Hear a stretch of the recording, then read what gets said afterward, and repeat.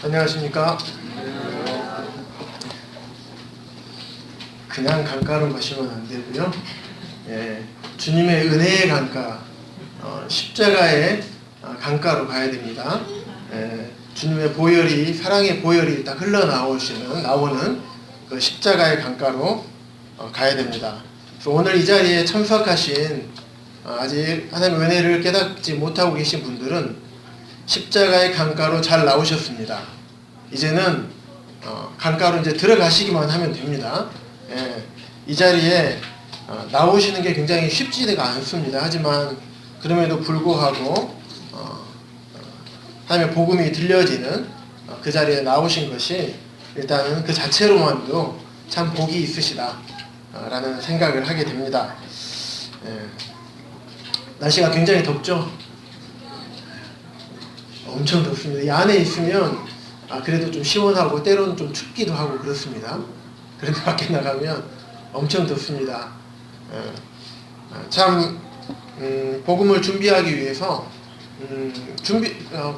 말씀을 보고 이제 기도하고 이러면요, 성령께서도 일을 하시지만 사단도 동일하게 일을 하는 걸 보게 됩니다. 이상하게 안 간지럽던 눈이 이제 막 간지럽기 시작합니다. 그래서 눈을 막 비볐더니 이제 이 왼쪽 눈이 빨개져가지고 이제 붓고 쑥쑥 아리고 제가 안 보이겠지만 이쪽 눈 위에는 또 뭐가 났어요. 이상하게 안 나던 것들이 막 나고 날씨도 굉장히 더워서 말씀 보고 싶으면 선풍기를 틀어놔도 땀이 줄줄 흐릅니다.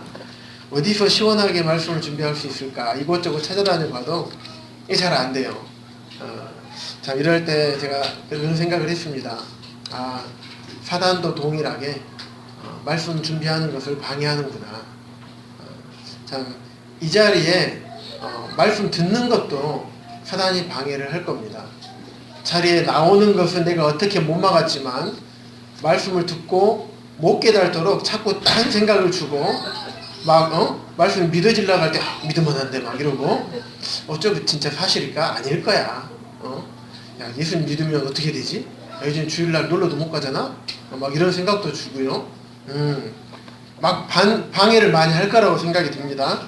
하지만 그런 생각들은 전부 다 하나님이 주시는 생각이 아니라 사단이 여러분들의 마음 가운데에서 여러분의 마음을 뒤흔들고 있다는 것을 잘 아시고 속지 않으시기를 바랍니다.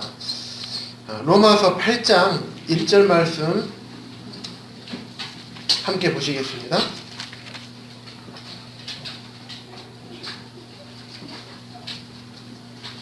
8장 1절입니다. 신약성경 249쪽에 있습니다.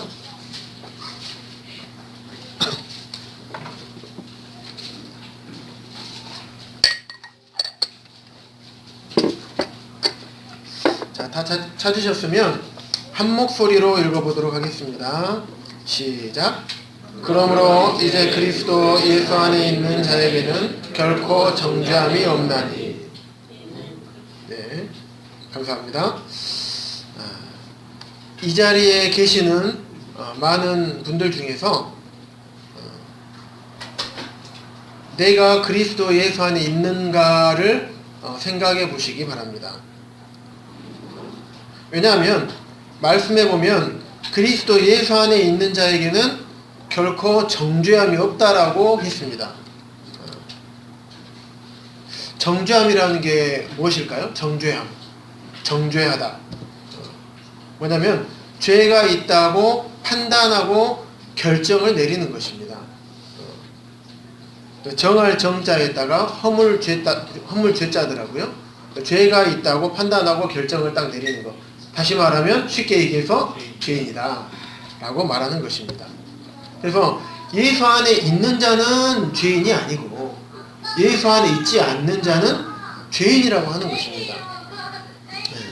그래서 로마서 6장 23절에 보면요, 죄의 삭은 사망이요 라고 말씀하고 있습니다. 죄의 대가는 사망이라고 말하는 겁니다. 여기 사망이라는 것은 육체의 죽음을 의미하는 것이 아니고 죄의 대가는 영원한 멸망을 말하고 있습니다. 사망은 멸망을 의미하는 겁니다. 그렇다면 내가 그리스도 예수 안에 있지 않는다고 하면 나는 죄인이라고 분명하게 말씀을 드렸습니다. 그렇다면 내가 왜 죄인인가? 단지 예수님 안에 있는다는 말은 무엇인가? 혹시 생각해 보신 적 있습니까? 아직 내가 구원받지 않았다고 생각하시는 분들 중에서 내가 왜 죄인인가 라고 생각을 해보신 적 있습니까? 내가 도대체 무슨 잘못을 했길래 나보고 죄인이라고 하지? 왜냐면 내가 죄인인 줄을 알아야 그래야지 내가 죄의 용서함을 받아야겠구나.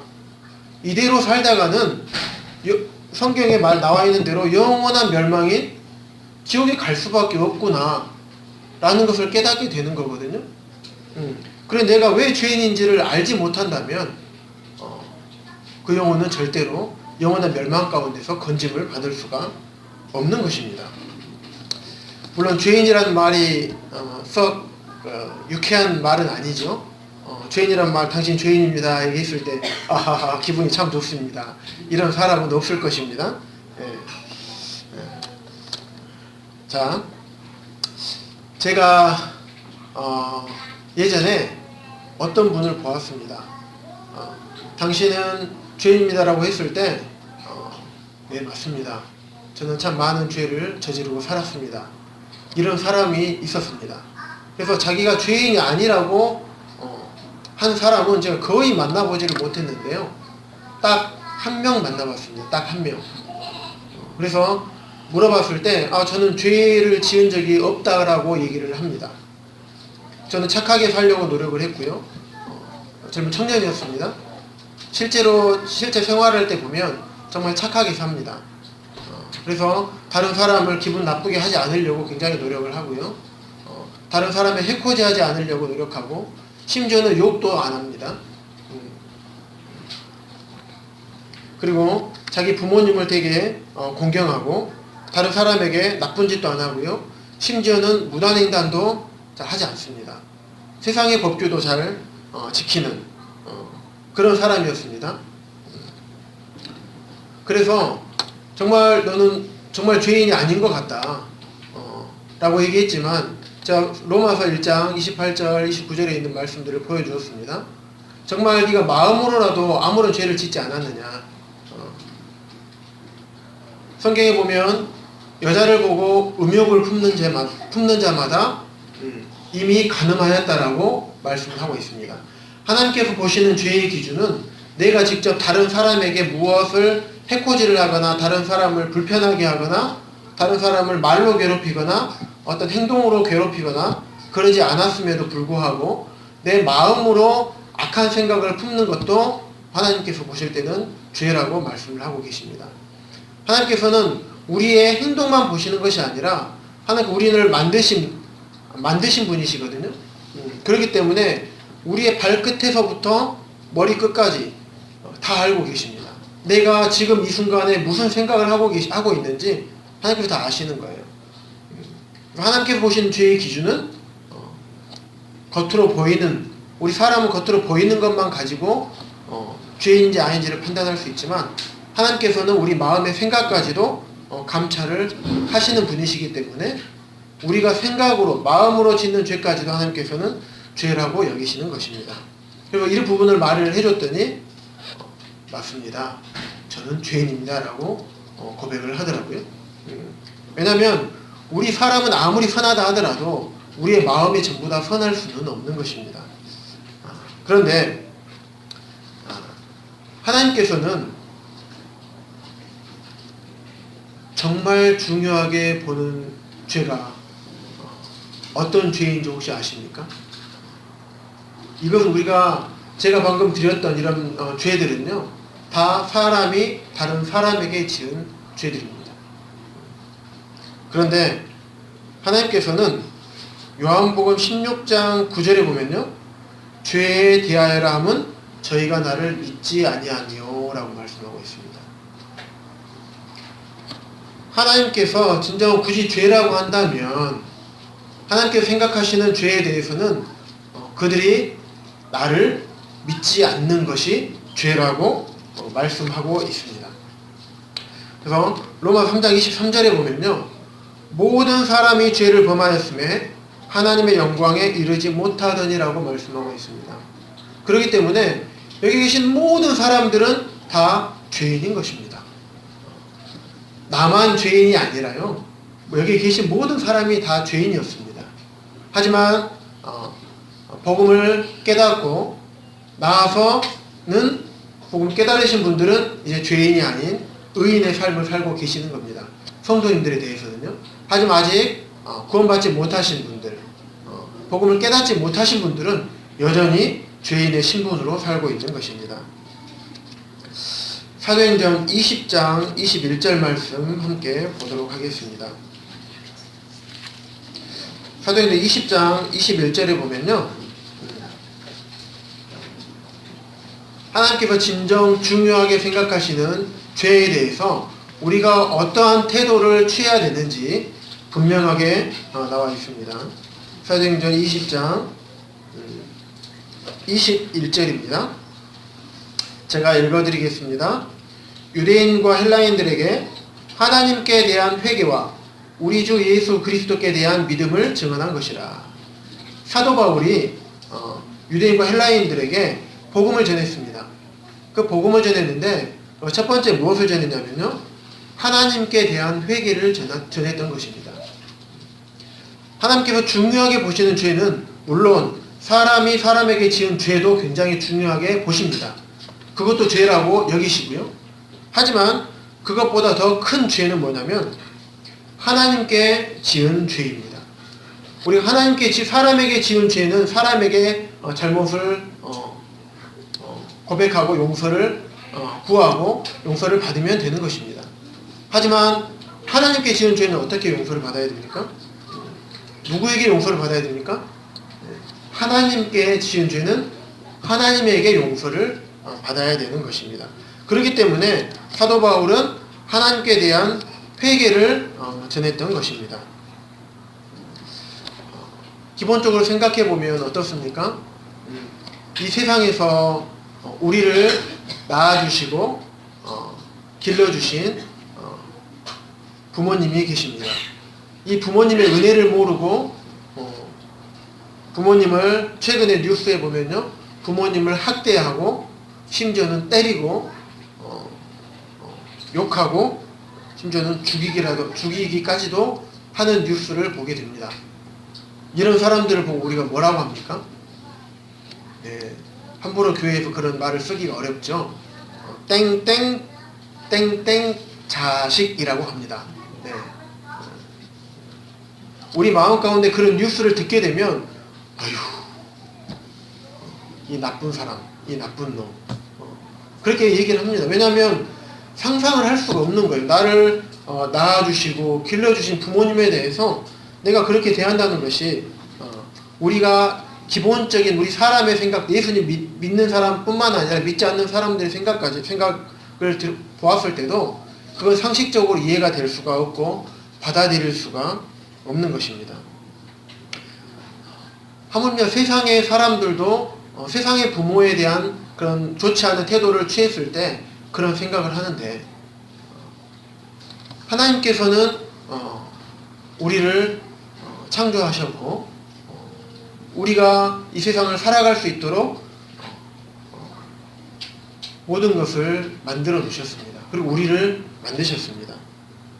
그런데 우리는 하나님에 대해서 어떤 태도를 취했습니까? 하나님을 믿었습니까?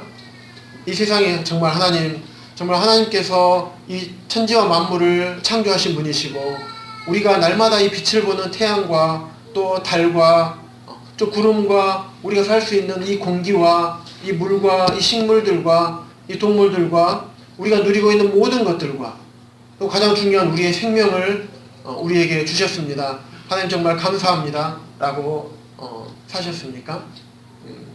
그러지 않았습니다.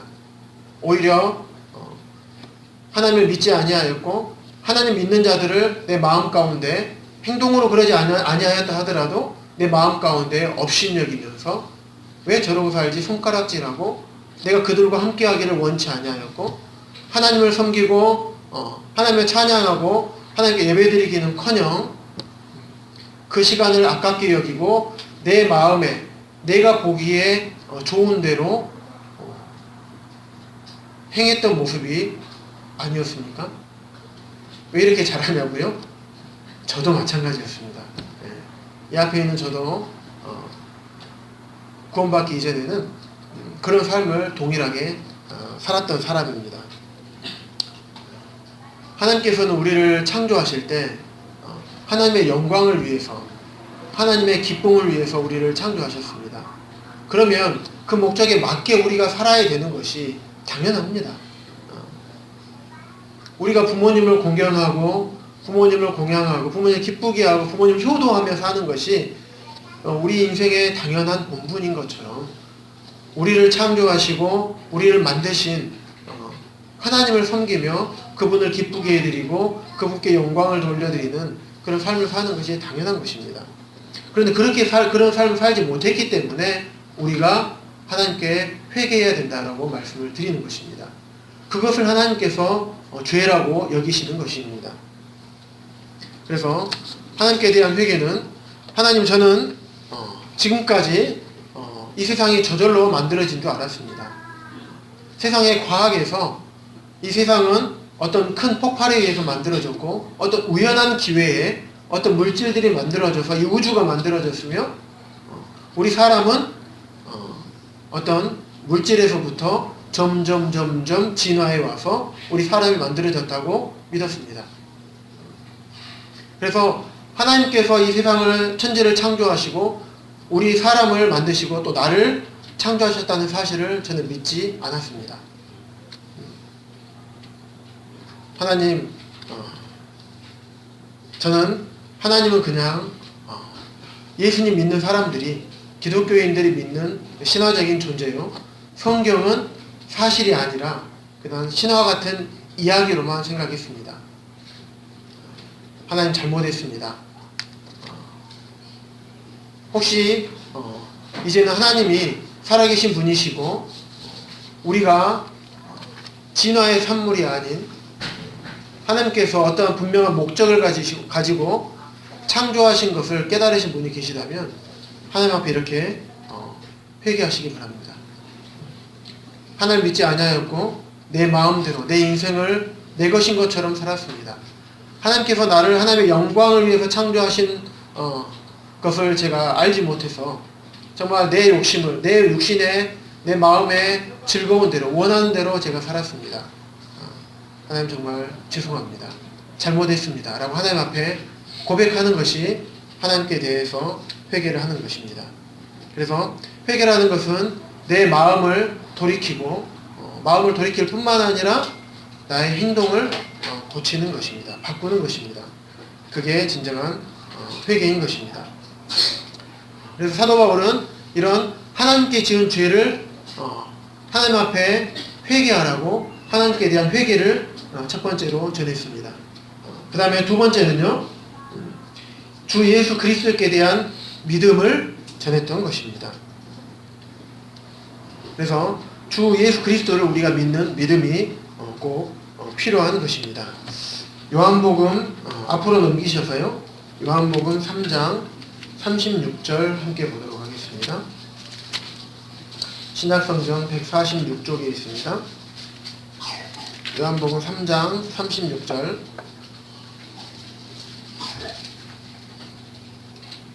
왜 믿음을 가져야 하냐면요, 여기에 잘 나와 있습니다. 아들을 믿는 자에게는 영생이 있고 아들에게 순종하지 아니하는 자는 영생을 보지 못하고 도리어 하나님의 진노가 그 위에 머물러 있느니라. 믿지 아니하면 하나님의 진노가 머물러 있다라고 말씀을 하고 있습니다. 반면에 아들을 믿는 자에게는 뭐가 있다고요? 영생이 있고요. 아들에게 순종하지 아니하는 자, 곧 하나님을 믿지 아니하는 자는 영생을 보지 못하고 하나님의 진노가 그 위에 머물러 있다고 말하고 있습니다. 하나님의 진노는 무엇일까요? 단지 우리 몸을 아프게 하는 걸까요? 우리가 힘들게 하는 걸까요? 요백이 했던 것처럼 가족을 다 가족의 형벌을 내리고 가족의 생명을 가져가 버리는 걸까요? 단지 그것일까요? 하나님의 진노는 곧 지옥이고 영원히 꺼지지 않는 불인 것입니다. 지옥은요, 죽을 수도 없습니다. 뜨거운 불과 유황이 타는 못이라고 성경에 말씀하고 있습니다. 계시록 한번 보겠습니다. 계시록 21장 8절입니다.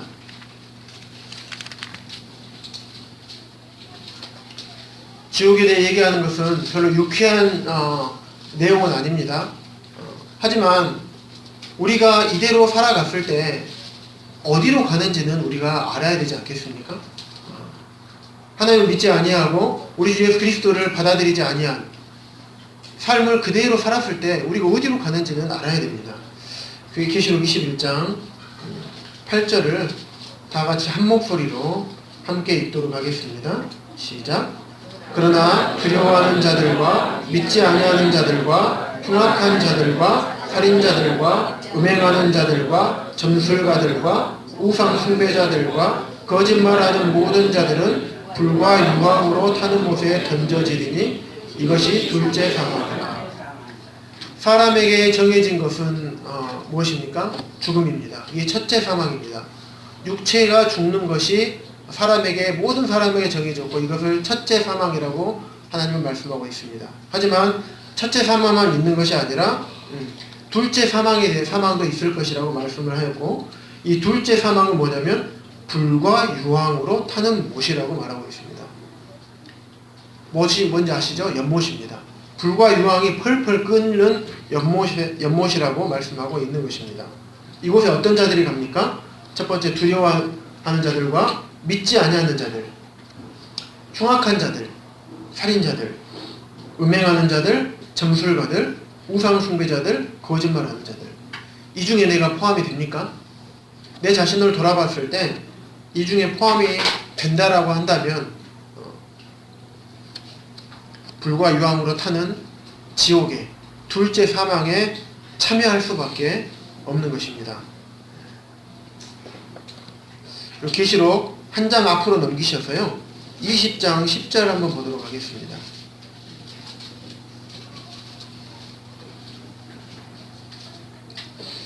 20장 10절 또 그들을 미혹하는 마귀가 불과 유황못에 던져지니 거기는 그 짐승과 거짓 선지자도 있어 세세토록 밤낮 괴로움을 받으리라. 원래 지옥은요 사람을 위해서 만들어 놓은 것이 아닙니다. 사단과 마귀와 마귀를 따르던 타락한 천사들, 귀신들을 보내기 위해서 불과 유황이 타는 지옥을 만들어 놓으셨던 것입니다.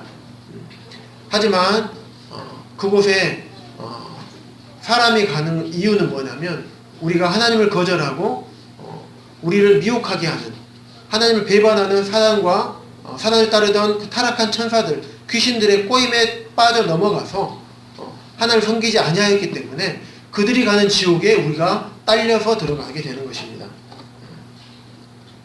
그래서 혹시 이곳에 보면 거짓 선지자도 있죠. 거짓 선지자도 사단의 꾀임에 넘어가서 잘못된 것을 전하는 사람들입니다.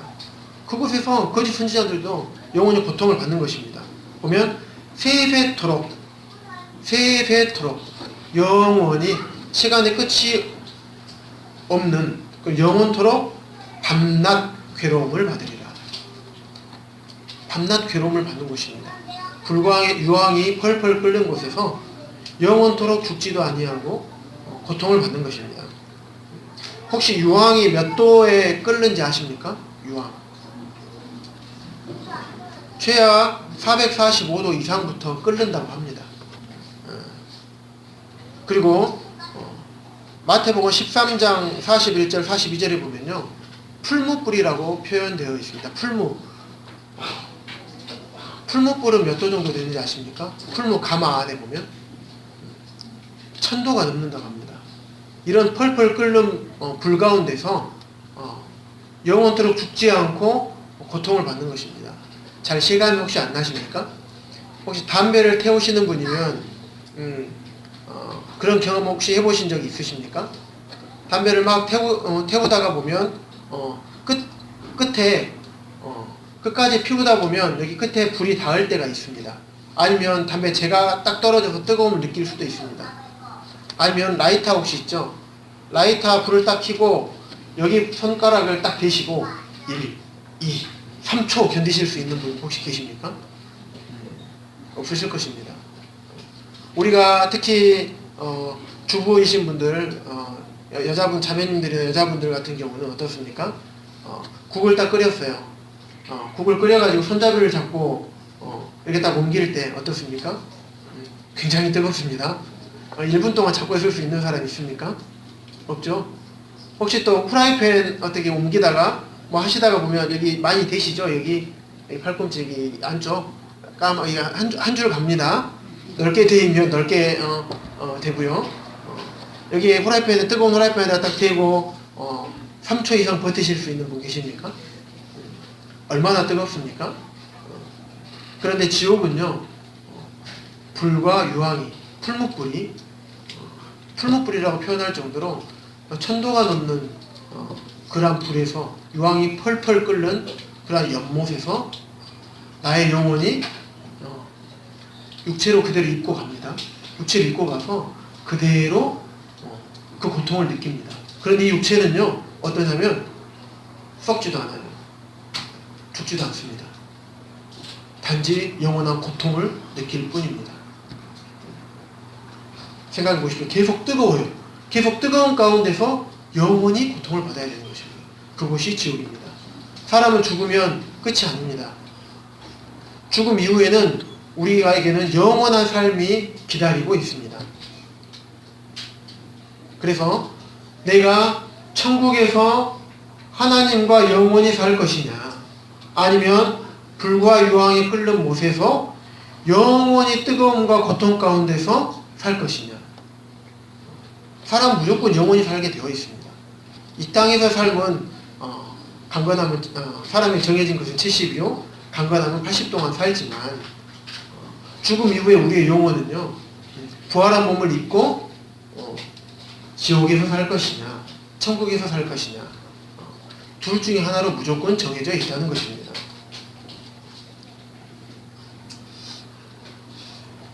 계시록 지금 펴 있으시죠? 계시록 20장 11절에서 15절 보도록 하겠습니다. 또 내가 크고 흰 보좌와 그 위에 앉으신 이를 보니 땅과 하늘이 그 앞에서 피하여 간 데 없더라.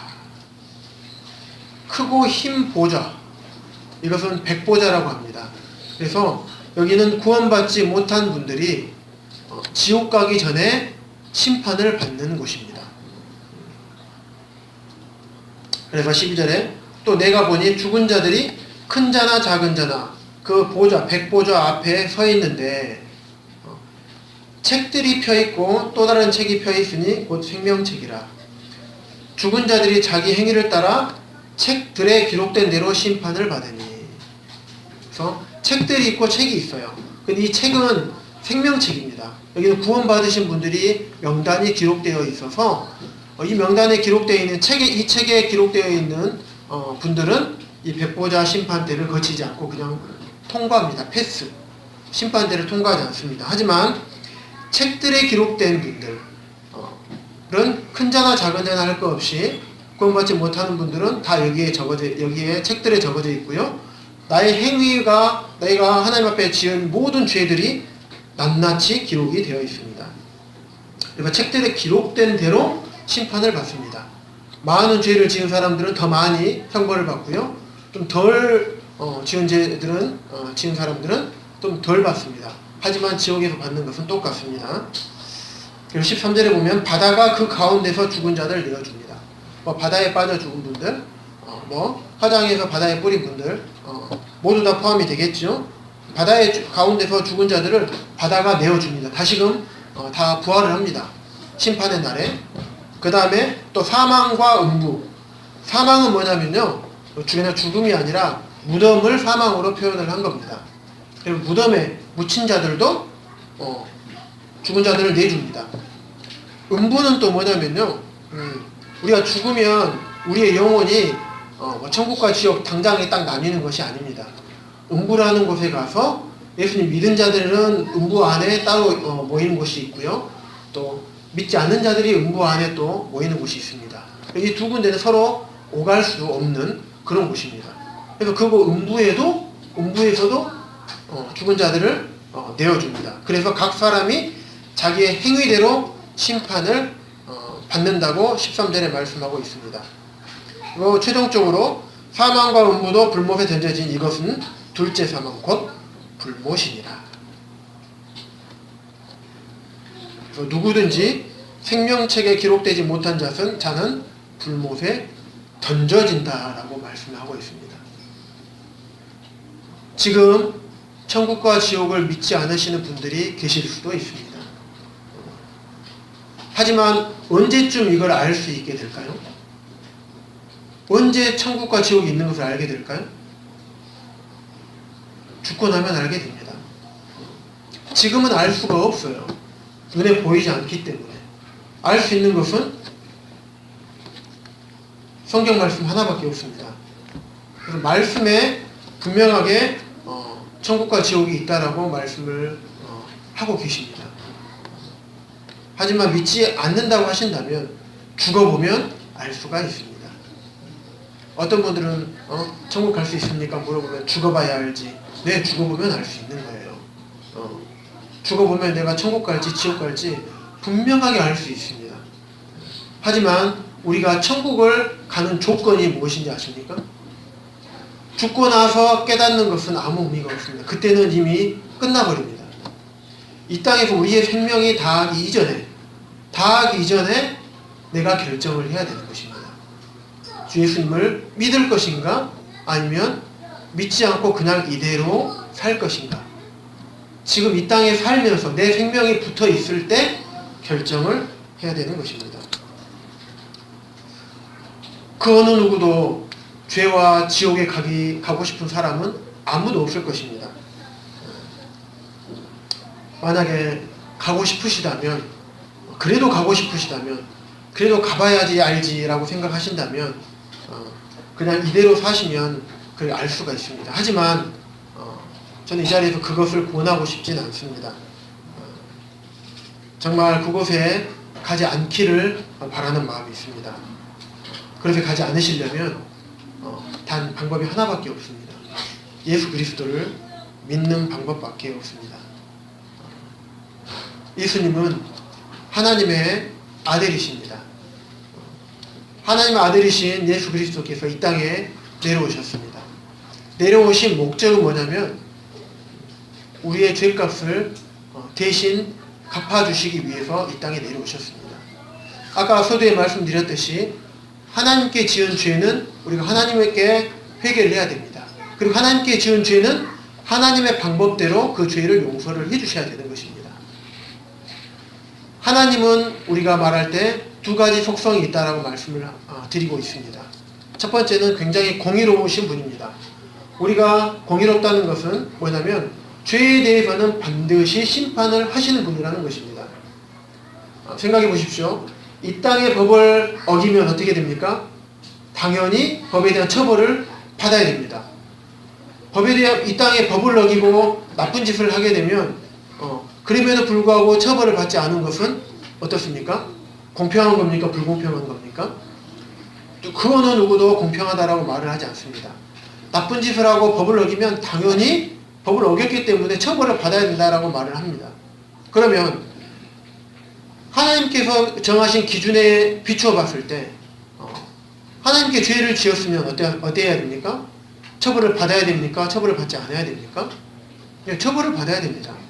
그 처벌이 뭡니까? 방금 전에 말씀드렸던 지옥인 것입니다. 영원한 지옥의 처벌을 받아야 되는 것입니다. 하나님은 죄인에 대해서는 반드시 처벌을 하시는 분입니다. 하지만 하나님은 공의로운 하나님일 뿐만 아니라 하나님은 사랑의 하나님이신 것입니다. 하나님의 공의를 우리에게 쏟아 부으시면 어떻게 됩니까? 요한복음 3장 36절에 있는 것처럼 우리의 모든 사람은 하나님의 진노 아래 머무를 수밖에 없습니다. 왜냐하면 아담으로부터 우리는 하나님을 거절하는 속성을 받아왔습니다. 아담으로부터 죄의 자녀로 태어났기 때문에 우리는 죄를 지을 수밖에 없는 존재입니다. 그리고 로마서에도 보면 모든 사람이 죄를 범하였음에 라고 말씀하고 있는 것입니다. 그렇기 때문에 하나님이 인생을 봤을 때 공의로우심을 드러내시면 모든 사람이 지옥에 갈 수밖에 없습니다. 그런데 하나님은 사랑이시기 때문에 우리 모든 사람을 지옥에 보내고 싶지 않으신 겁니다. 그렇다면 모든 사람이 하나님께 지은 죄와 또 하나님께서 싫어하시는 그러한 죄들을 범했을 때 그 죄의 값을 대신 치러주실 분이 필요한 것입니다.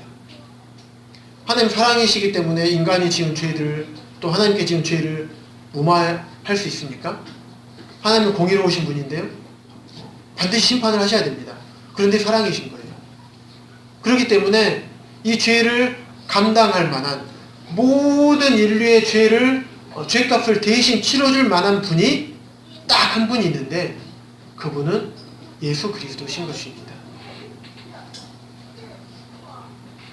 하나님의 독생자이신 예수 그리스도께서 이 땅에 내려오셔서 그분이 십자가에서 우리 모든 인생의 죄값을 대신 받아주셔야지만 우리의 모든 죄가 용서가 될 수 있기 때문에 하나님께서는 독생자이신 하나뿐인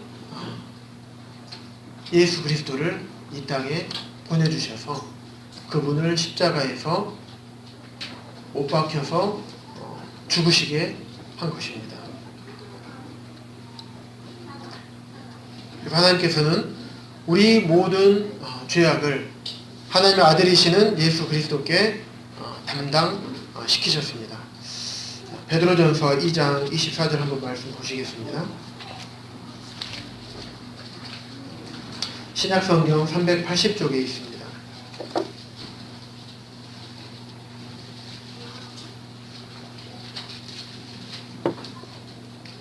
친히 나무에 달려 그 몸으로 우리 죄를 담당하셨으니 이는 우리로 죄에 대하여 죽고 의에 대하여 살게 하려 하심이라.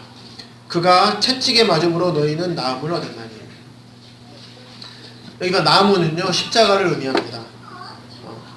예수님께서 친히 십자가에 달리셔서 그 몸으로 우리 죄를 나의 죄를 담당하셨으니 대신 죄값을 치러주셨으니 이는 우리로 죄에 대하여는 죽고 의에 대해서 살게 하려 하심이라. 그래서 나의 죄인에 대한 형벌을 받지 않게 하고 의인으로서 살게 하려 하신다고 말씀을 하고 있는 것입니다. 그래서 예수님께서 우리 대신에 채찍에 맞음으로 우리가 나음을 얻은 것입니다. 그 앞쪽에 보시면 3장 뒤쪽에요. 한 장 넘기시면 베드로전서 3장 18절 한 번 더 보시겠습니다. 그리스도께서도 단번에 죄를 위하여 죽으사 의인으로서 불의한 자를 대신하셨으니 이는 우리를 하나님 앞으로 인도하려 하심이라.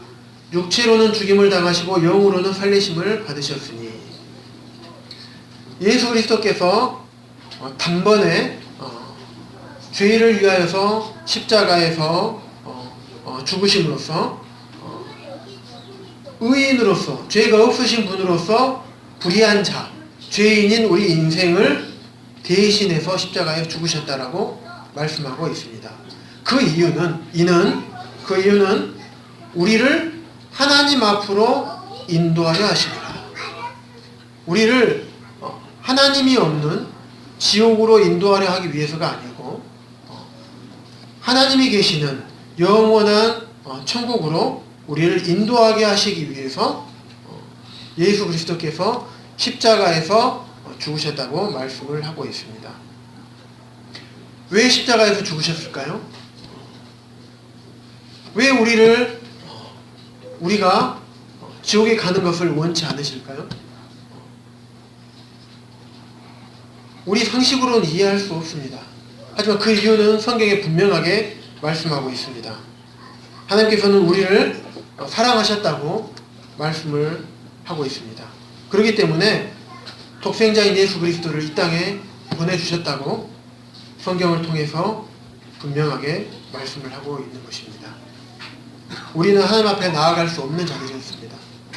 하지만 우리 주 예수 그리스도께서 십자가에 못 박혀 죽으심으로 말미암아 우리가 하나님 앞에 나아갈 수 있는 길을 열어놓으신 것입니다. 이 놀라우신 사랑이 나를 위한 것이라고 믿는다면 예수 그리스도 앞에 무릎을 꿇으시길 바랍니다. 하나님, 저를 불쌍히 여겨주시기 바랍니다. 저는 하나님 앞에 죄인입니다. 영원한 지옥의 형벌을 받아 마땅한 죄인입니다. 라고 고백하시면서 정말 나의 죄를 담당해 주셔서 하나님께로 나아가는 구원의 길을 열어놓으신 예수님을 나의 구주요, 구원주시요, 또 부활하셔서 살아계신 예수 그리스도를 나의 주님으로 영접할 수 있도록 하나님 도와주시기를 원합니다. 라고 주님 앞에 무릎을 꿇으시기 바랍니다. 히브리서 5장 9절에 보면요, 찾지 않으셔도 됩니다. 자기에게 순종하는 모든 자에게 영원한 구원의 근원이 되신다라고 말씀하고 있습니다. 여기서 자기는요, 예수님을 말씀하고 있습니다. 예수님에게 순종하는 모든 자에게 영원한 구원의 근원이 되신다고 말씀하고 있습니다. 말씀 한 구절만 더 찾아보도록 하겠습니다. 로마서 10장 9절에서 10절입니다.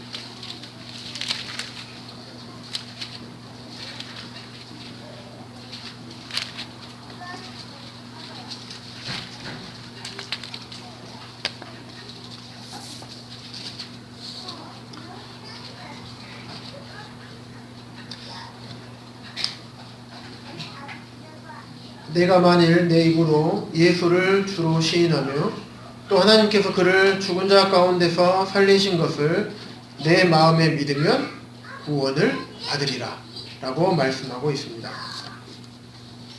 만일 내 입으로 예수를 주로 시인하며 예수님께서 내 모든 죄를 용서해 주셨을 뿐만 아니라 이제는 정말 내 삶의 주인이 되신다는 사실을 내가 마음에 믿고 그분을 나의 구주요 주님으로 내가 인정하고 또 하나님께서 그를 죽은 자 가운데서 살리신 것을 정말 내 마음에 믿는 자는 구원을 얻는 것이라고 말씀하고 있습니다.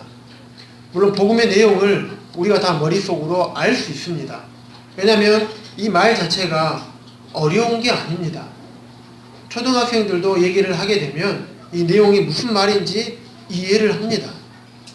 하지만 이 예수 그리스도를 정말 내 마음에 받아들이고 정말 이분이 하나님의 아들이시고 정말 나의 주님이시요 나의 구주시라는 사실을 내가 마음으로 깨달아야 되는 것입니다. 내가 마음으로 믿어야 되는 거예요. 얼마나 많은 사람들이 머리로는 압니다. 아, 그렇구나. 예수님이 그러셨지. 맞아, 그래. 내 모든 죄를 위해서 돌아가셨어. 하지만 내 마음으로는 믿지 않는 것입니다.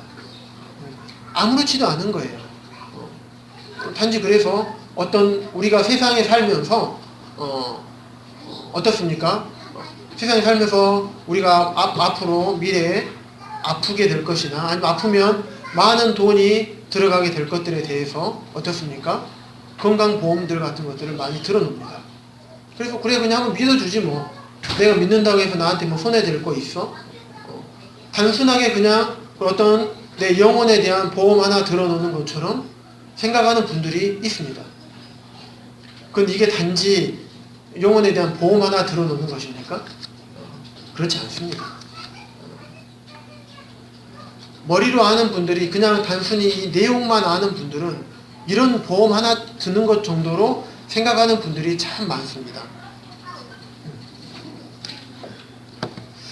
그런데 그런 것이 아니라 하나님께서는 우리는 예수 그리스도로 말미암아 우리를 십자가를 통하여 우리를 하나님께 구속하였다라고 말씀하고 있습니다.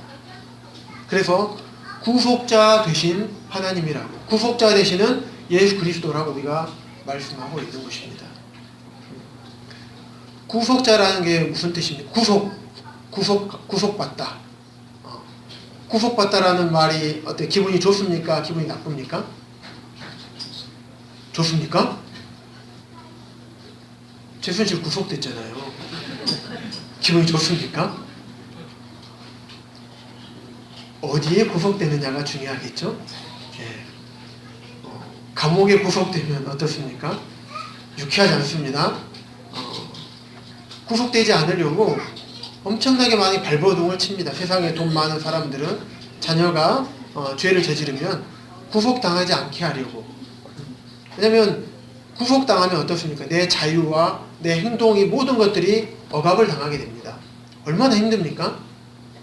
그런데 그런 법에 의해서, 잘못에 의해서 구속당하는 것은 굉장히 싫은 겁니다. 맞습니다.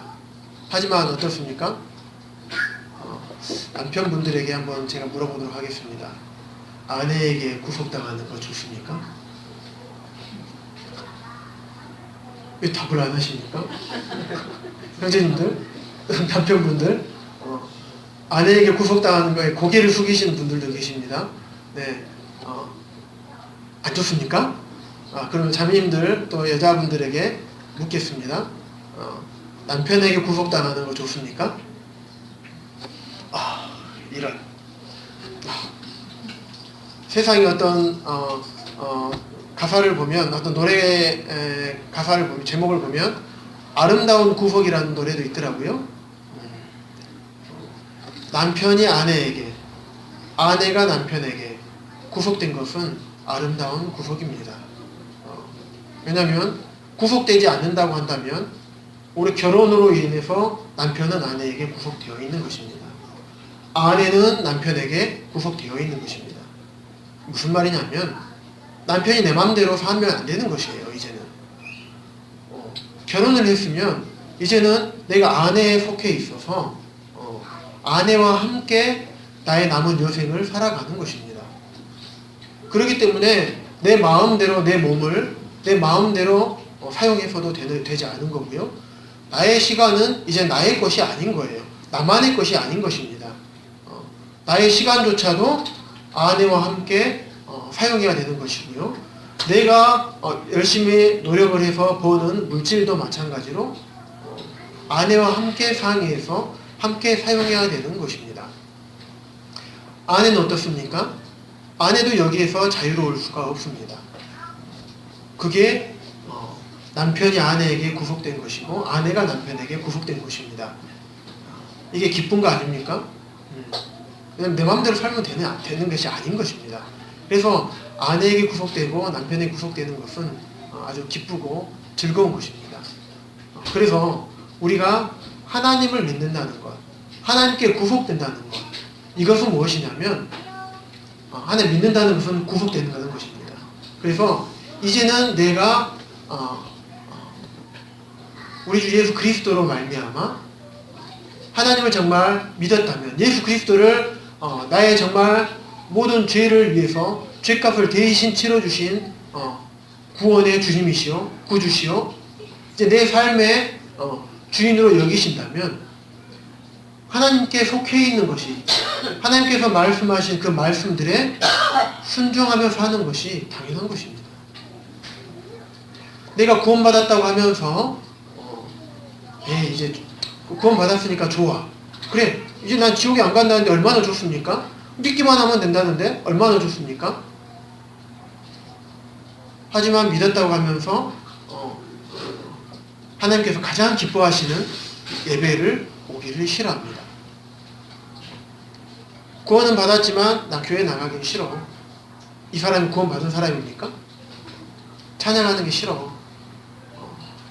에이, 왜 교회 가서 구원받았는데 이제 내 마음대로 살면 되지 뭐. 구원받았는데 모든 죄를 다 용서해 주셨다면서 내가 앞으로 살면서 내 인생이 언제 끝날지 모르지만 이 인생이 끝날 때까지 나의 모든 죄를 다 용서해 주셨다면서.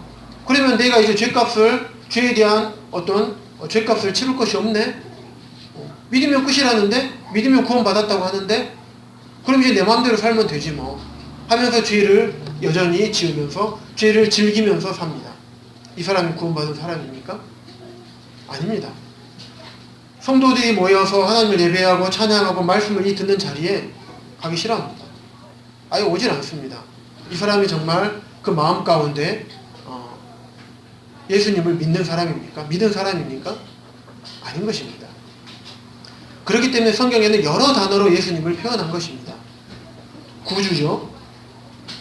구원의 주님이시오. 또 나의 주인이시고 또 구속자 되신다고 하셨습니다. 그렇기 때문에 구원받으신 분들은 당연하게 자연스럽게 아유 내가 이제 그럼 어떻게 살아야 될지 어떻게 살아야 될까 생각하게 되는 것입니다. 그래서 말씀을 통해서 이제 내가 구원받은 사람이라면 이제 나를 위해서 목숨을 내어주신 생명을 내어주신 예수님의 뜻대로 살아야 되겠구나. 아니 그런 생각까지도 못한다고 하더라도 이제 그러면 내가 어떻게 살아야 되지? 라는 생각은 기본적으로 하게 되는 것입니다. 그런 생각조차도 없다고 한다면 내가 복음의 내용을 다 알고 있다 하더라도 그거는 구원받은 사람인지 다시 한번 점검해 보실 필요가 있다라고 말씀을 드리고 싶습니다. 복음은요 어려운 것이 아닙니다. 굉장히 쉽습니다. 성경에 보면요 마태복음 18장에 보면 뭐라고 나와 있냐면 너희들이 어린아이들과 같이 되지 않으면 결단코 천국에 들어가지 못하리라 라고 말씀하고 있습니다. 어린아이와 같이 되는다는 말이 무슨 말입니까? 어린아이들 우리 키우신 부모님들 계시죠? 아이에게 제가 우리 아이들에게 얘들아 이런 하면 안 된단다 이렇게 얘기하면 아이들은 어떻습니까? 네 알겠습니다 라고 순종하는 것이 아이들의 습성입니다. 물론 때로는 싫어요 내가 뭐 하고 싶을 때 굉장히 좋아하는 게 있으면 싫어요 라고 표현하기도 합니다. 하지만 기본적으로 부모님 말씀에 순종하려고 하는 것이 어린아이들의 속성입니다. 그래서 부모의 말을 아이들이 의심하고 듣습니까? 아니면 의심하지 않고 듣습니까? 잘 모르십니까? 야 오늘 교회 가자면 진짜 교회 가요? 교회 안 가려고 하시죠? 애들이 이렇습니까? 아니죠. 부모님이니까 믿는다는 말이에요. 이런 마음이 필요하다는 것입니다. 하나님 말씀에 대해서 하나님 말씀 그렇군요. 그럼 내가 믿어야지. 예, 당연히 믿어야지요. 네, 알겠습니다. 이런 태도가 필요하다라고 말씀을 하고 있는 것입니다. 여기에 계신 분들 중에서 이 어린아이와 같은 마음이 있으십니까? 이 어린아이와 같은 마음이 꼭 필요하다라고 단언코 말씀드리고 싶습니다. 어린아이와 같이 복음을 받아들이시겠습니까? 아니면 복음을 거절하시겠습니까?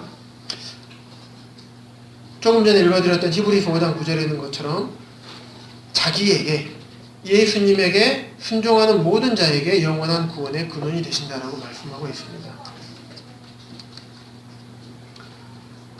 예수님의 말씀을 순종하시는 것입니다. 어린아이와 같이 하나님께서 말씀을 통해서 알려주신 복음을 내가 듣고 이게 거짓말이 아니군요. 사실이군요. 라고 내가 믿고 순종하는 것입니다.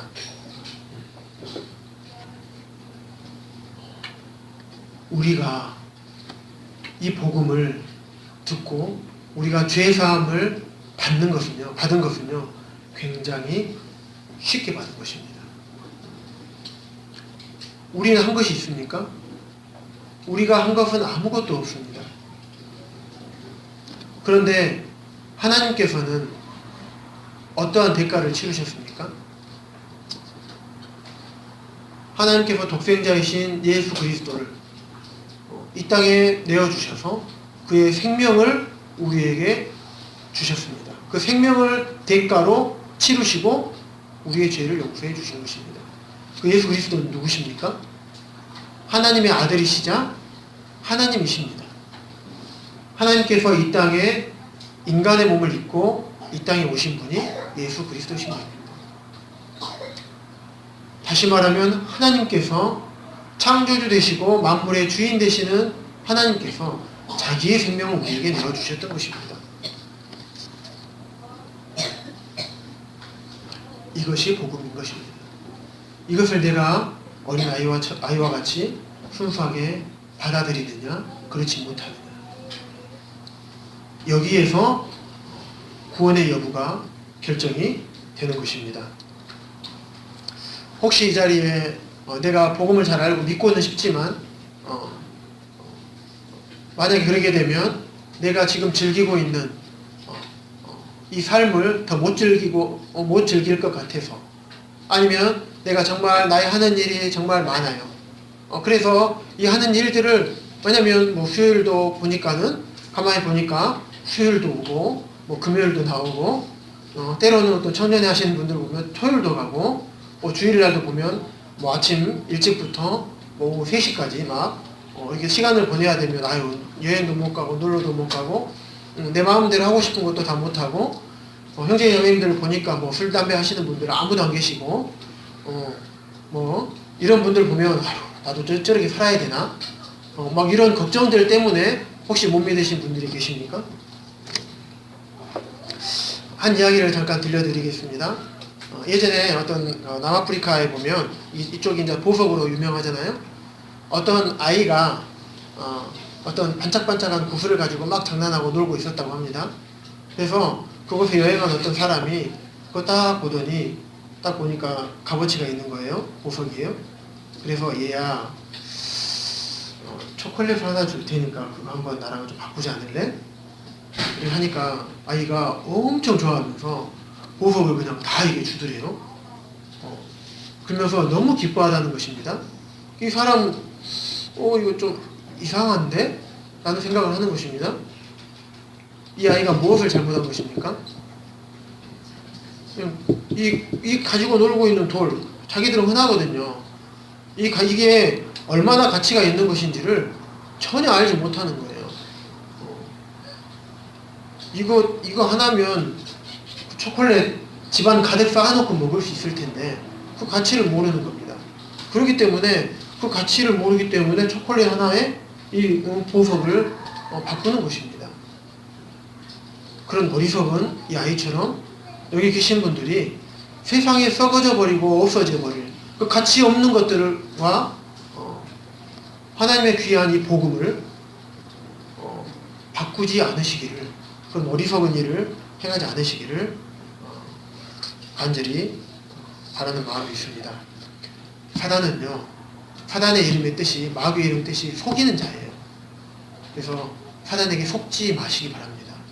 지금 이 시간도 여러분들의 마음과 생각을 자꾸 이렇게 속여요. 그래도 뭐 좀 이따 믿으면 되지. 좀 더 즐기고 네가 할 일 하고 네가 생각한 게 있잖아.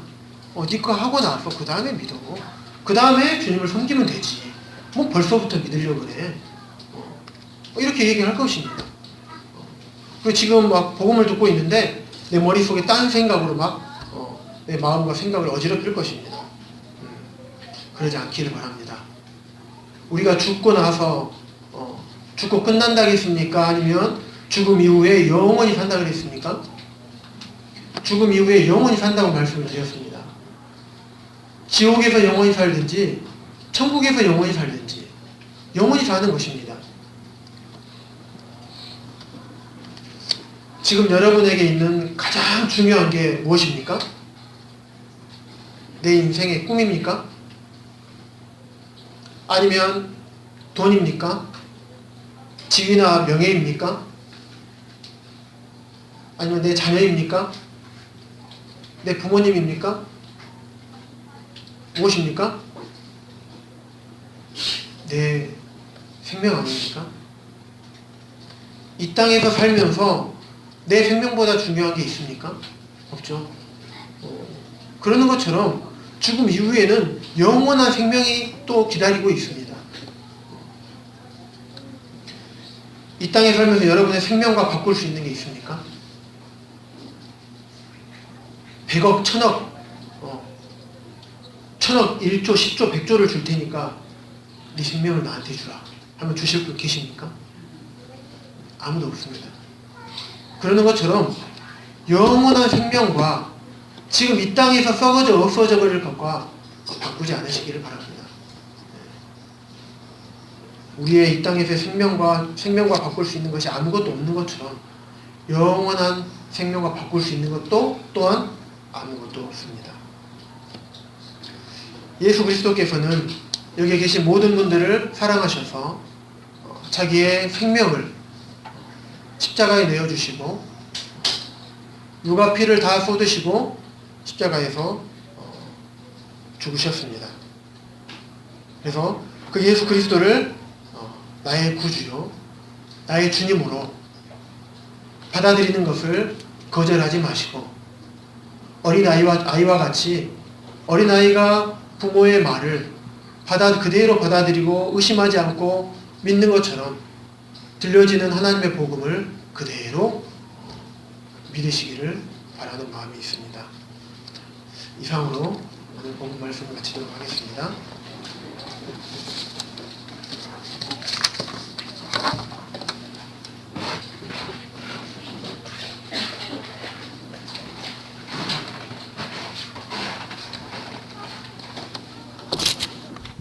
말씀을